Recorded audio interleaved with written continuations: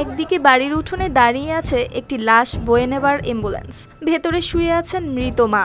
অন্যদিকে উঠোনের মাঝখানে চলছে তুমুল হাতাহাতি, চিৎকার, ধাক্কাধাক্কি, আর তা দেখতে উত্তেজনায় ভরে গেছে চারপাশ।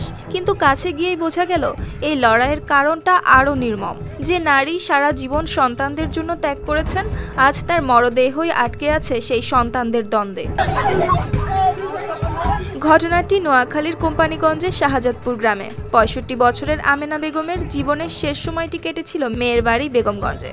বুধবার সন্ধ্যায় সেখানেই মৃত্যু হয় তার। পরদিন সকালে মরদেহ নিয়ে আসা হয় স্বামীর বাড়িতে দাফনের উদ্দেশ্যে, কিন্তু তখনই শুরু হয় তুমুল বাকবিতণ্ডা। মায়ের মৃত্যু নয়, বরং আলোচনার কেন্দ্র হয়ে ওঠে সম্পত্তির কাগজপত্র।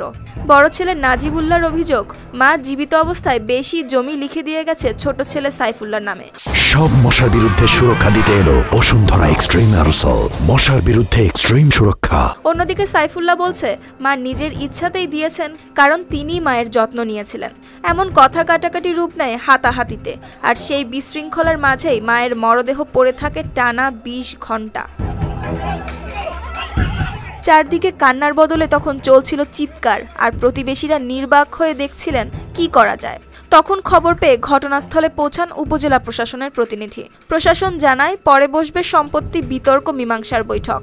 এমনকি দীর্ঘ আলোচনার পর অবশেষে দুই ভাই রাজি হয় মাকে দাফন করতে।